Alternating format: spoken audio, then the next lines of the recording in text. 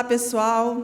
O nosso tema de hoje é Você no Controle. Eu sou Solange Travassos, eu sou médica, eu trabalho com diabetes há quase 30 anos e também tenho diabetes desde os meus 14 anos. Então, são aí mais de 3 décadas vivendo com diabetes sem nenhuma complicação. Eu fui fazer medicina justamente para entender melhor a doença e poder ajudar as pessoas a se cuidarem melhor. E também para não ter ninguém no meu ouvido, né, falando o que eu podia e o que eu não podia fazer. Então, o tema é você no controle. Aí vocês talvez possam pensar, pô, ela é médica, é mais fácil para ela, né? E não é bem assim. Tem coisas que a gente passa na vida que ser médico ou não ser médico não vai fazer a menor diferença. Então, a ideia hoje é a gente levar essa discussão com leveza. E eu vou contar um episódio que aconteceu comigo há uns anos atrás. Eu estava voltando para casa de um dia de trabalho pesado, linha amarela, no Rio de Janeiro, de noite, com chuva, e, de repente, o trânsito parou completamente. Aí você já vem com aquela preocupação, né? Será que eu vou fazer uma hipoglicemia? E aí, de repente, eu boto a mão atrás, porque no Rio de Janeiro você anda com a bolsa no chão do banco de trás, né? Porque você fica com receio. Aí boto a mão assim na minha bolsa e tento achar um glicosímetro. Não achei o glicosímetro. Tento achar alguma coisa para comer. Não achei alguma coisa para comer.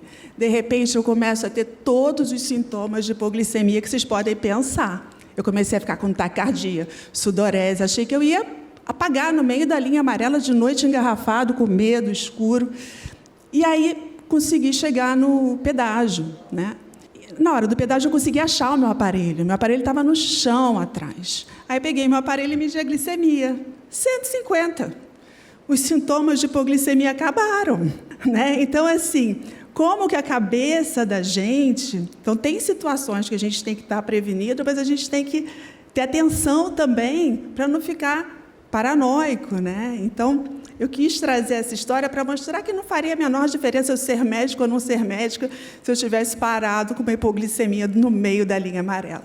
Então, a gente tem que estar prevenido, justamente para o diabetes não atrapalhar essa nossa caminhada.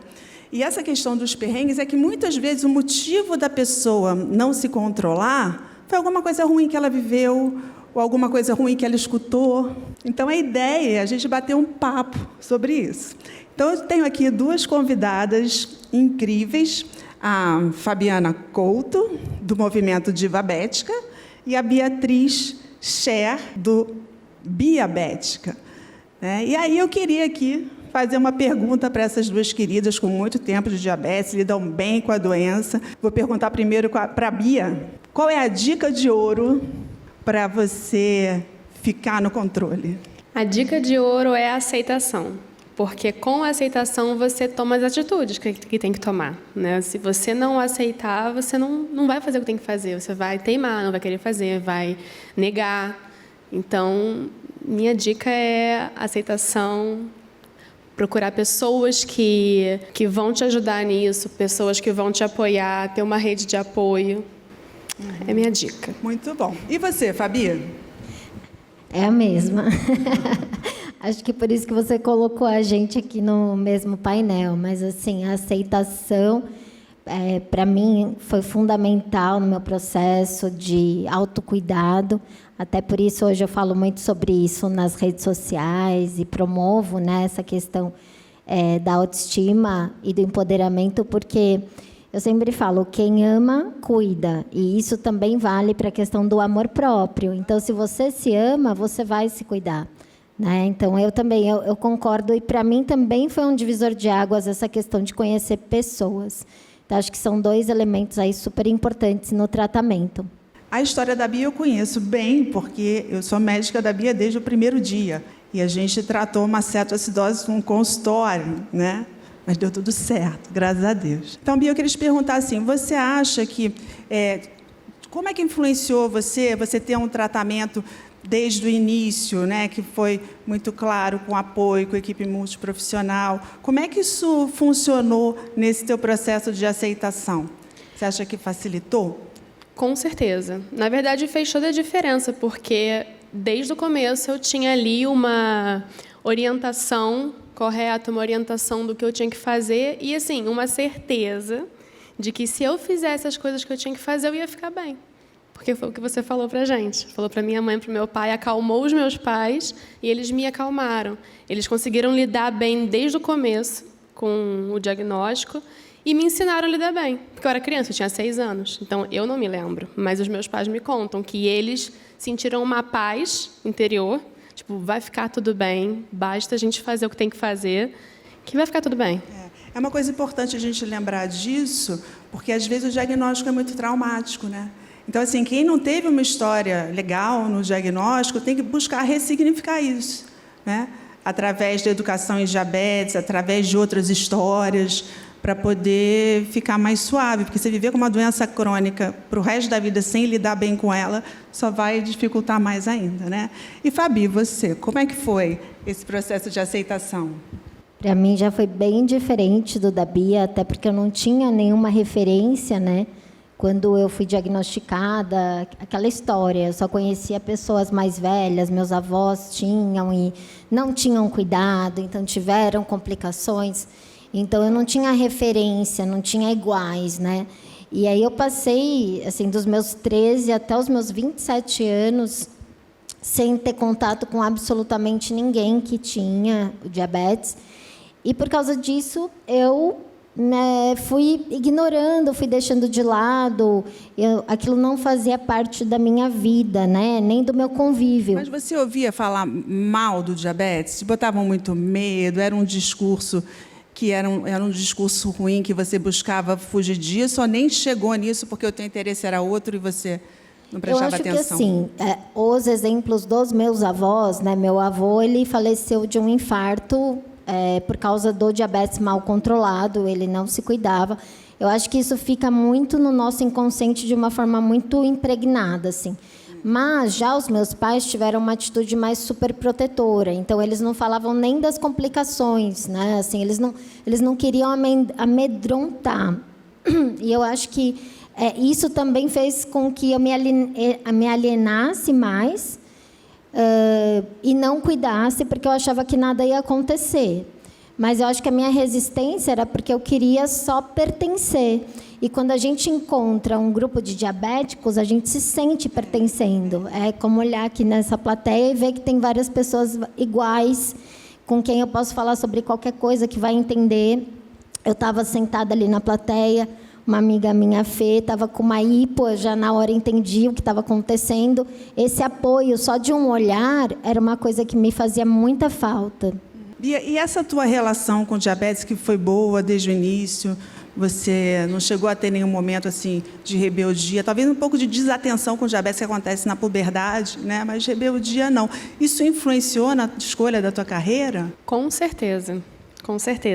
Mas principalmente porque na época que eu estava fazendo meu TCC, eu queria entender melhor sobre tecnologia, sensores, etc. Tinha um sensor no Brasil novo, né? Eu queria entender e eu não achava nada em português falando sobre tecnologia, sobre, enfim, coisas mais técnicas, né? E o que eu achava era assim, conteúdos muito técnicos, muito de médico, não para pessoas leigas que querem só entender um pouco mais. E aí eu falei assim, gente, não é possível. Eu sou formada em relações públicas, estava me formando, estava fazendo meu TCC, e aí eu tinha que fazer um planejamento estratégico de comunicação de uma empresa. Eu comecei a escrever sobre diabetes, sobre o que você me ensinou a vida inteira. E, ao mesmo tempo, a minha orientadora falou, por que você não faz um blog assim e você faz uma marca do seu blog? Aí eu, olha, pode ser que seja uma boa. E aí eu fui, criei uma empresa, fiz tudo e nasceu assim. Eu comecei a fazer para a faculdade, tomei gosto, eu me apaixonei por escrever sobre diabetes e faço até hoje. Fabi, qual foi o seu gatilho para você passar a lidar melhor com o diabetes? Até hoje de manhã eu estava pensando nisso, né? Repassando toda essa história, né? Como um filme na minha cabeça. E assim, eu acho que foram vários momentos, mas o momento que culminou na mudança não veio pelo amor, veio pela dor, mas de uma outra pessoa, que eu acabei usando para mim como um combustível. eu trabalhava numa empresa e aí uma pessoa da empresa me falou que tinha perdido recentemente uma amiga que tinha mais ou menos a minha idade na época, 20 e poucos anos, porque ela tinha diabetes tipo 1. Aí eu já dei aquela pausa. Como assim, né? Tinha a minha idade, a nossa idade, sim, e tal, e ela tinha o diagnóstico desde a adolescência e não se cuidava, e fazia isso, não media, não isso. E eu falei, nossa, parece que ela está me descrevendo. E nessa hora eu falei assim, peraí, eu não quero morrer, eu quero viver. E eu lembro que eu peguei o telefone e liguei para o meu pai e falei assim, pai, o que eu estou fazendo com a minha vida?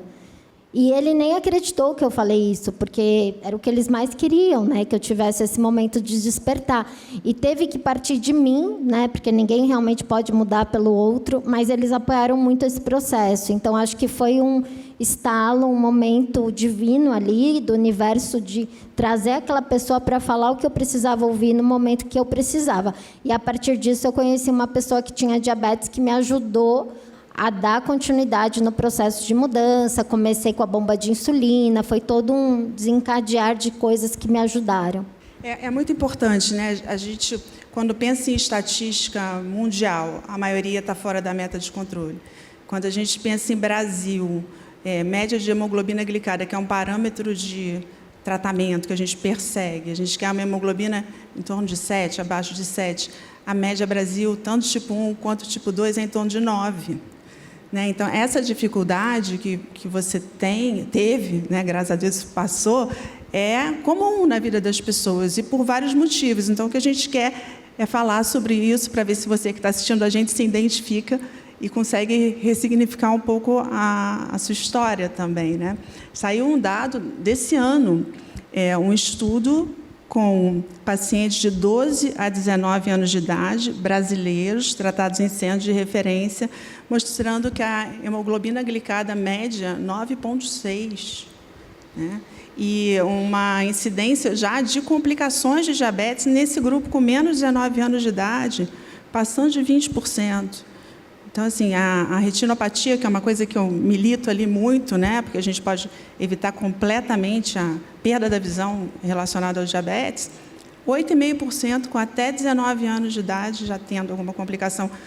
Isso é completamente desnecessário, né? Então, a gente precisa falar disso para levar informação de qualidade, porque a gente quer, na realidade, a gente quer motivar quem está nos assistindo a ir atrás dessa informação, a ir atrás de um médico que consiga fazer uma parceria boa ali, buscar profissionais de saúde mental, de nutrição, de atividade física, né? E, assim, e não acomodar, não achar que o tratamento está bom se ele não tiver. Então, se não está conseguindo de um jeito, vai ter que inventar o teu jeito de dar certo, né? E contar com a ajuda, tem muita gente disposta aí para ajudar, porque, na realidade, é isso que a gente está falando, assim, você no controle. O você no controle está nos detalhes, às vezes, né? Está numa coisa que te incomoda muito, que não deixa você aceitar a doença. E a gente pode negociar quase tudo no tratamento de diabetes. Eu falo para os pacientes, a única coisa que não dá para negociar é cigarro. O resto a gente negocia, né? Então, eu vou chamar um convidado especial, o doutor Ricardo Valente. Está aqui por Skype com a gente. Doutor Ricardo é médico oftalmologista, tem diabetes também, e ele tem um canal no YouTube que é Fala Doutores. E ele entrevista pessoas sobre saúde, vários assuntos. Mas o assunto aqui não é esse, Ricardo. Te chamei aqui, que a gente estava aqui numa discussão, que às vezes é um detalhe que faz a diferença entre a pessoa se cuidar bem ou não se cuidar. Aí eu quero saber se você concorda comigo. Não, completamente, está certíssimo. E como é que você lida com o seu diabetes? Eu considero que eu lido bem, né? Apesar das dificuldades a diferença de encontrar perfeição, a dificuldade de encontrar perfeição nesse controle é muito difícil, né? Acho que tem uma certa humanidade aí nos erros. Pelo fato de ser médico, considero que deveria ter um controle mais primoroso, até por ter toda a educação e a teoria por trás, por ter ótimos médicos aí por trás de mim, mas dentro das possibilidades aí, do acesso a boas medicações e a bons médicos, eu considero que tenha um controle satisfatório. E, Ricardo, tem algum episódio pitoresco, alguma coisa engraçada, algum perrengue aí que você já passou com diabetes para dividir aqui com a gente? Esses episódios mais pitorescos, que são de consultório e de realidade, né? Eu, sinceramente, graças a Deus, nunca tive problema cirúrgico, tá? Apesar do sensor hoje me ajudar demais, né? Então, minha instrumentadora, eu sou oftalmologista, né? Então, faço cirurgia, minha instrumentadora, hoje poder ter essa facilidade de medição durante o dia, o turno cirúrgico é algo que traz uma tranquilidade para toda a equipe muito maior, mas o final do consultório eu acho que é sempre um momento um pouco mais delicado, né? Às vezes está um pouquinho atrasado, precisa ainda completar alguma consulta, e já foi uma vez ou duas, algumas vezes eu já terminei uma consulta já com a roupa molhada e o jaleco da mesma forma, né? Trazendo um pouco de preocupação aí para o paciente que tem que trazer o cuidado. Por hipoglicemia, né? Por hipoglicemia, né? Baixando, né? Então, acaba que você vai tentando manter aí ao máximo, tentando finalizar e às vezes num desvio, né? A gente acha que vai ter um pouquinho mais de tempo, mas aí tem aí um episódio, um problema um pouquinho maior. Ao invés de corrigir essa hipoglicemia aí com açúcar ou com... Sempre tem um refrigerante hoje na clínica para mim. É clássica, né? Assim, a gente achar que a hipoglicemia vai dar tempo.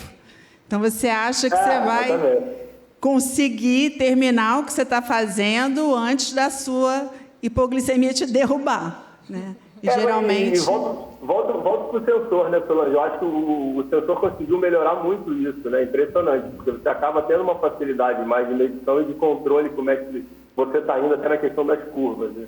Sim, sem dúvida. Ricardo, vou te fazer uma última pergunta. Como é que fica o seu coração? Você como médico, diabético, quando você pega, às vezes, uma pessoa jovem no teu consultório que já tem alguma complicação na retina, o fato de ser diabético muda isso? Acho que muda completamente, Solange.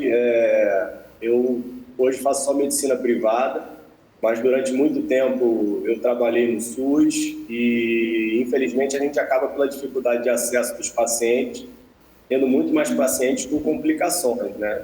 E isso era algo que mexia muito comigo, de avaliar e verificar inúmeros pacientes com um quadro já quase de perda visual, tá? Em relação aos jovens, que você perguntou especificamente, com certeza eu tenho uma empatia intensa, né? Então acaba que eu me encontro e vejo naquela situação, tento ajudar ao máximo, né? Para que o problema não progrida, mas é difícil ter dormir não é tão agradável dentro desses episódios, não. Nos tempos da medicina a gente tem menos disso, mas não é bom, com sinceridade. E assim, lembrando, né, a perda de visão ocasionada pelo diabetes é quase 100% evitável. Então, vamos atentar para isso e fazer os exames de rastreamento. Ricardo, obrigada. Foi um prazer ter você aqui com a gente. Um beijo. Eu te agradeço. Parabéns sempre. Então, Ricardo falou essa situação de achar que a hipo vai esperar você fazer o que você está fazendo. Isso não existe, né? Tem hipo, tem que respeitar. E agora a gente vai ouvir uma outra história da Viviane, também tem diabetes há bastante tempo, e vocês vão acompanhar aqui no telão com a gente. Olá, docinhos, tudo bem? Meu nome é Viviane Viana, eu sou engenheira de produção e sou diabética tipo 1 há 20 anos. Hoje eu vim aqui para compartilhar uma história com vocês e para pedir que vocês tenham cuidado que eu não tive. E aí eu passei um nervoso danado. Antes da pandemia, um pouco antes da pandemia, eu trabalhava viajando. E aí, numa dessas minhas viagens, eu estava em Minas, sozinha. De manhã cedo, fui tomar café da manhã e tinha lá as 2 canetas para tomar minha insulina, a lenta e a rápida. E eu tomava, na oportunidade, 40 unidades de insulina lenta, Toujeo, e fazia a correção dos carboidratos com o Malog. As 2 insulinas na caneta, eu de manhã no hotel indo para o aeroporto, longe de casa, eu sou natural do Rio de Janeiro, e eu estava em Minas Gerais, e aí eu distraída assistindo Ana Maria Braga, troquei as canetas de insulina, tomei 40 unidades de Malog. E aí vocês podem imaginar o desespero. A minha sorte foi que eu percebi que eu tinha tomado a insulina trocada. Era umas 6 horas da manhã, eu liguei para Solange pedindo ajuda. Deus foi tão bom comigo que o gerente do hotel que eu estava hospedado também era diabético e entendeu mais ou menos os procedimentos e como poderia me ajudar. Mas naquele dia eu parei no hospital, porque eu tomei 40 unidades de insulina trocada. Desde então, eu sempre ou uso uma insulina em frasco e a outra em caneta, ou então eu coloco algum tipo de amarração na lenta para garantir que eu não vou trocar as insulinas.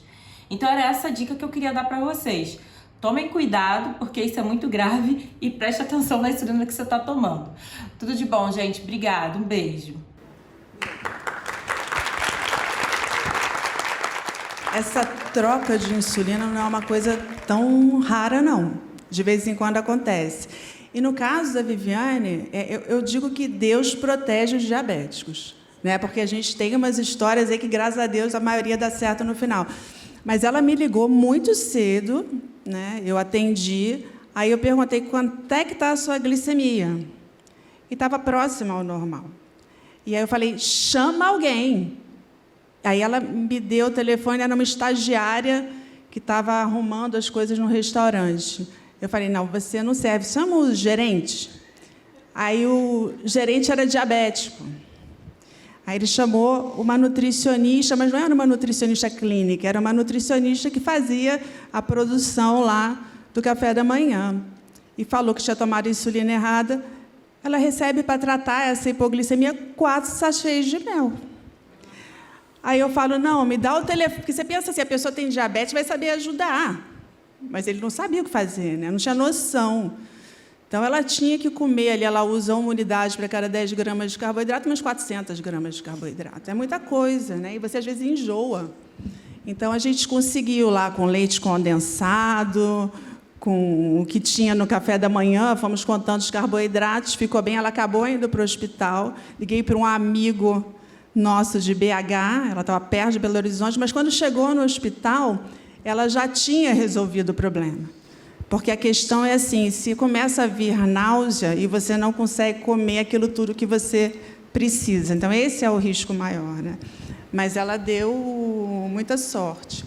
E ficar alerta, né? E a gente orientar os nossos pacientes para se trocar, tem que saber o que fazer, né? Comer muito e rápido, jogar essa glicemia lá para cima, para se ela cair. Né? Então, isso é um perrengue que não tem assim, uma graça, mas é uma coisa importante da gente alertar. Agora, Bia, qual foi o seu perrengue, assim, digamos, mais educativo? Que você aprendeu com ele alguma coisa? Olha, perrengue eu tenho de sobra, tá? Tenho de sobra, tem muita coisa. Mas eu vou contar um que também é sobre insulinas. Em 2019, eu fiz uma viagem para o Japão com a minha mãe. E aí a gente estava passeando de cidade em cidade. E aí eu tinha parado numa cidade que era Osaka e deixei lá umas insulinas e peguei uma outra bolsinha com mais insulinas e fui para Tóquio. Isso a gente de trem-bala, indo lá e para cá, para lá e para cá. E aí eu sempre levei muita coisa, porque já aconteceu de eu ter perrengue de faltar insulina, de faltar coisa. Então, eu sempre levei muita coisa e tudo bem, está tudo certo. Não foi esse perrengue. Eu simplesmente esqueci a minha insulina no hotel de Tóquio e fui para Nara, que é do outro lado do Japão. E, assim, eram 3 horas de trem-bala, tipo, de trem-bala, que era muito longe. Aí eu falei, meu Deus, e agora? Eu vou ter que voltar. E aí, no desespero, minha mãe falou, manda um e-mail pro hotel. Aí eu, tá bom, vou mandar um e-mail pro hotel. Mandei um e-mail pro hotel, achando que eles nem iam me responder. Falei, eu vou ter que voltar, porque eu não vou ter insulina até o dia de eu voltar para o outro lugar que eu tinha as outras insulinas. Aí eles me responderam em 10 minutos. Eu, meu Deus, ok. Amém, né? Amém. Aí eu falei, ele falou, não, a gente pode te enviar. Me envia o e-mail, o endereço do hotel, que a gente pode te enviar. Aí eu, nossa, tá bom, ok. Enviei. No dia seguinte, eu cheguei lá no hotel e estava lá as insulinas geladas ainda. Eles enviaram geladas. Estou falando que Deus Isso é Japão protege os também, diabéticos. gente. Deus Se protege fosse- o diabético. E você, Fabi, conta aí um Então, eu perrengue. estava relembrando meu perrengue aqui. E aí, assim, algumas fichas foram caindo, mas eu quero mostrar, porque é para eu entrar na cena mesmo, para eu relembrar como foi. Mas foi assim. Eu estava no aeroporto e foi muito próximo do 11 de setembro. Já tinha acontecido o ataque, as Torres Gêmeas e tal. E eu morava nos Estados Unidos. E eu estava voltando, eu tinha vindo para passar uma temporada com a minha família, meu irmão estava se casando e tal, e eu estava voltando. E eu não tinha familiaridade com a questão dos insumos em inglês. Então, eu cheguei para passar no detector de metais e, de repente, pi, pi, pi. E eu não entendi por quê, porque nunca tocava por causa da bomba. A maioria das vezes não toca. Só Mas se o aparelho estiver tocou muito nesse sensível. dia. Nesse dia tocou. E aí eu peguei, que é? Né? Esqueci da bomba, porque quando a gente usa, vira parte do nosso corpo.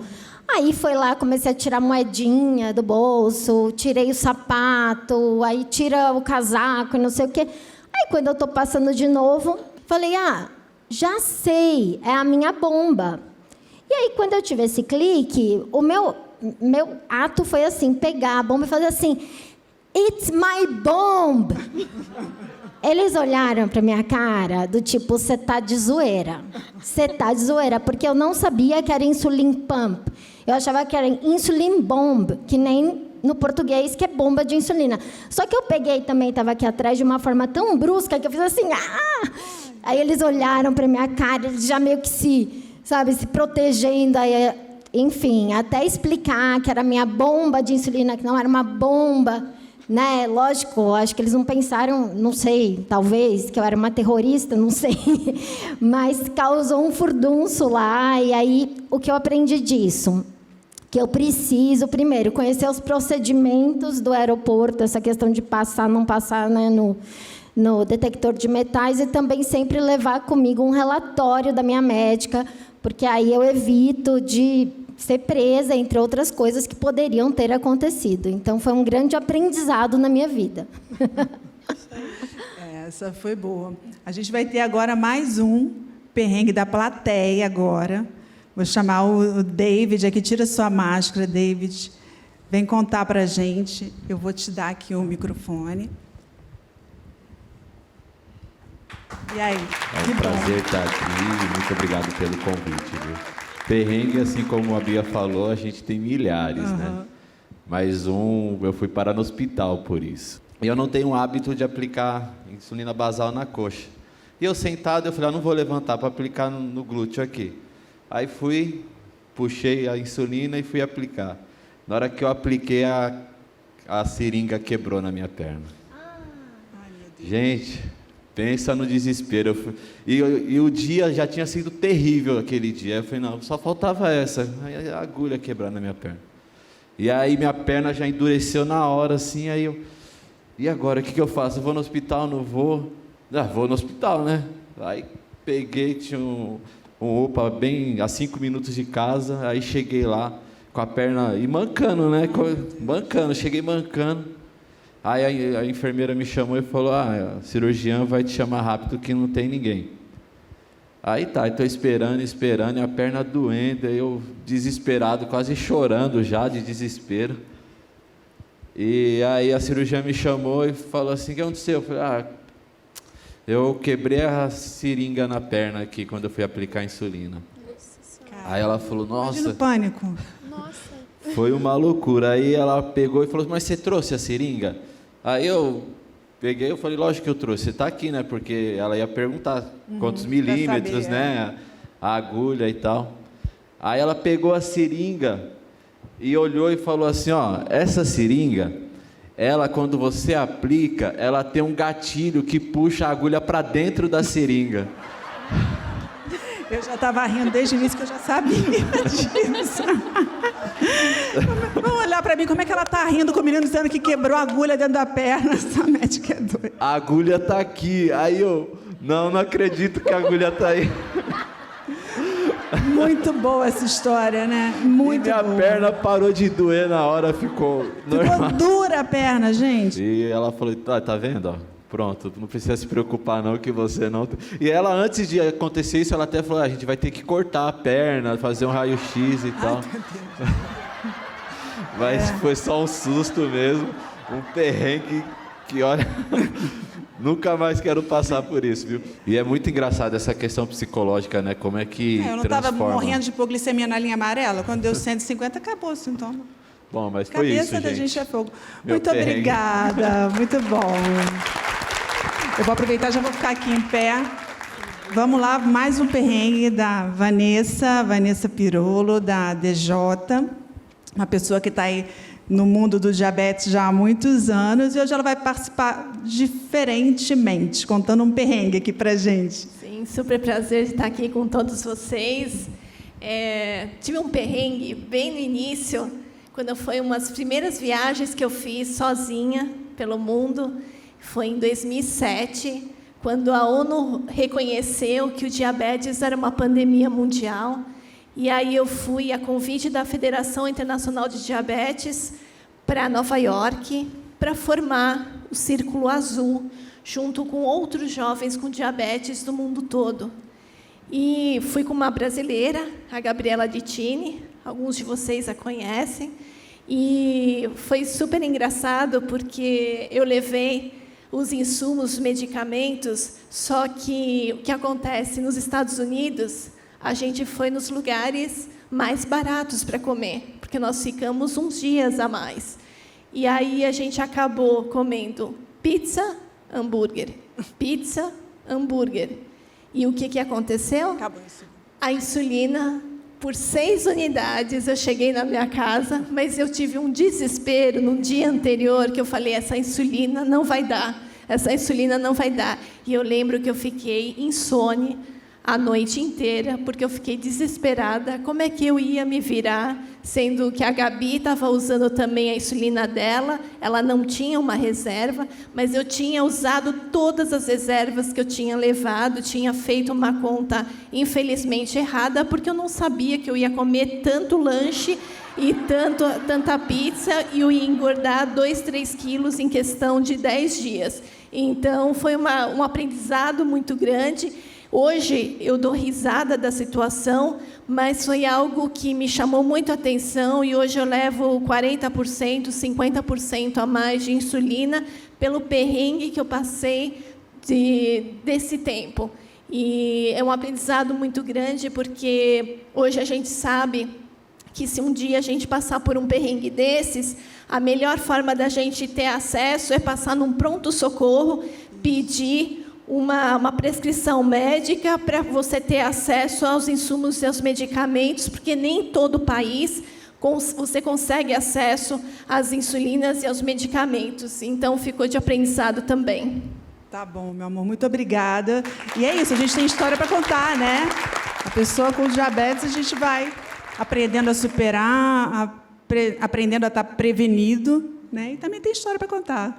Obrigada, Vanessa. Foi ótimo.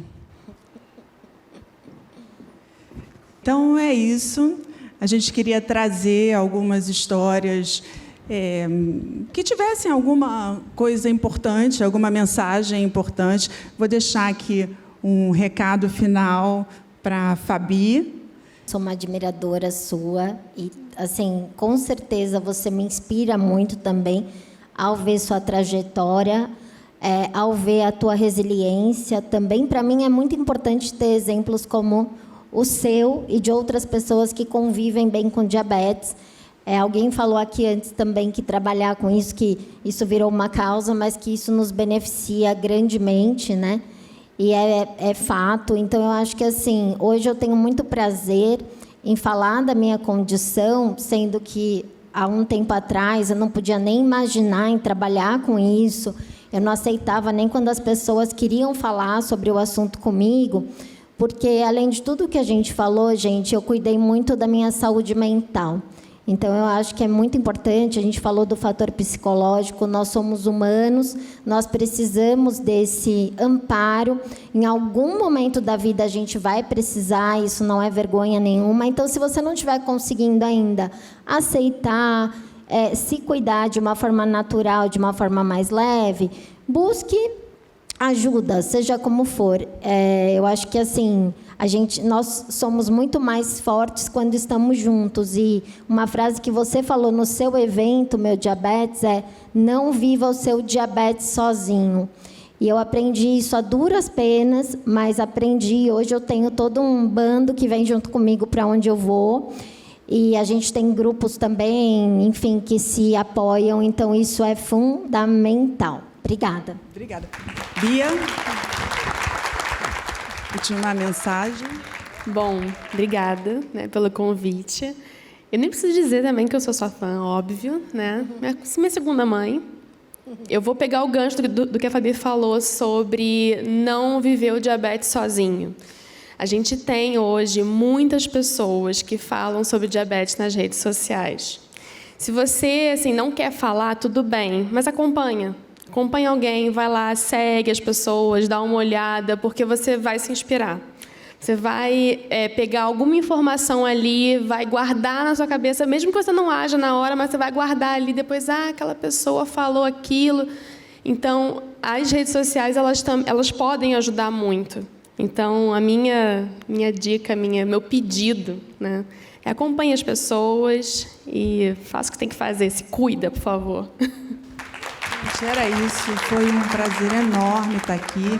Então, para quem está assistindo, esses conselhos são realmente uma forma...